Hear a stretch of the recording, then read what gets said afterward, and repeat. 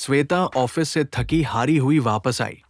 उसने फ्लैट का दरवाजा खोला तो अंदर उसे कुछ अजीब सी आवाजें सुनाई दी। उसके कदम न चाहते हुए भी रुक गए। उसने ध्यान दिया तो पता चला राजीव पहले से ही घर में मौजूद था। और जैसी आवाजें आ रही थी उससे पता चल रहा था वो अपने दोस्तों के साथ पार्टी कर रहा था। शराब के नशे में राजीव अपने दोस्तों से कह रहा था, दोस्तों टेंशन की कोई बात नहीं, मेरी बीबी बहुत कमाती है, मैं सारे बिल्स पे कर दूंगा, तुम दिल खोल के एंजॉय करो।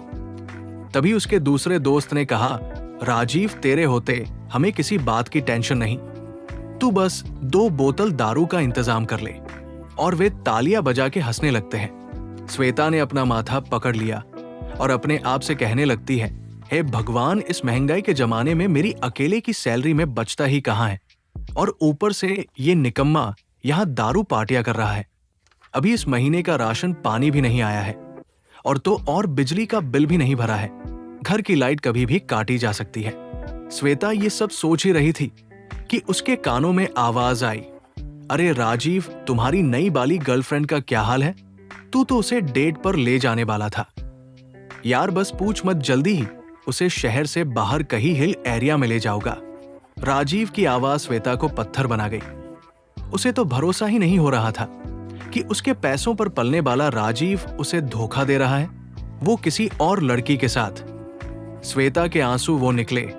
उसने फैसला कर लिया कि वो आज सब कुछ छोड़ के यहां से राजीव की जिंदगी से दूर, बहुत दूर चली जाएगी।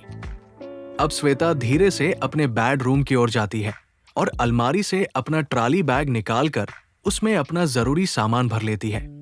अब श्वेता के चेहरे पर कोई शिकन नहीं, बल्कि एक दृढ़ निश्चय था। जो उसने अब फैसला किया था उस पर वो अडिग थी। वो राजीव के साथ एक पल भी नहीं रहना चाहती थी। जाते वक्त उसकी नजर उसकी मां की एक पुरानी तस्वीर पर पड़ती है। उसके कदम रुक गए, आंखें बंद हो गई और एक आंसू की धार फूट पड़ी।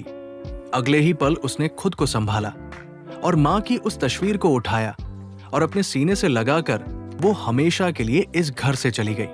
वही दूसरी ओर राजीव और उसके दोस्तों की मस्ती यूं ही चलती रही। हंसी मजाक, मौज मस्ती, सब कुछ। श्वेता के मन में अनंत विचार उमड़ते रहे, लेकिन उसके कदम भी चलते रहे। भले ही श्वेता अकेली थी, लेकिन आजाद थी, स्वतंत्र थी, एक हल्कापन महसूस कर रही थी।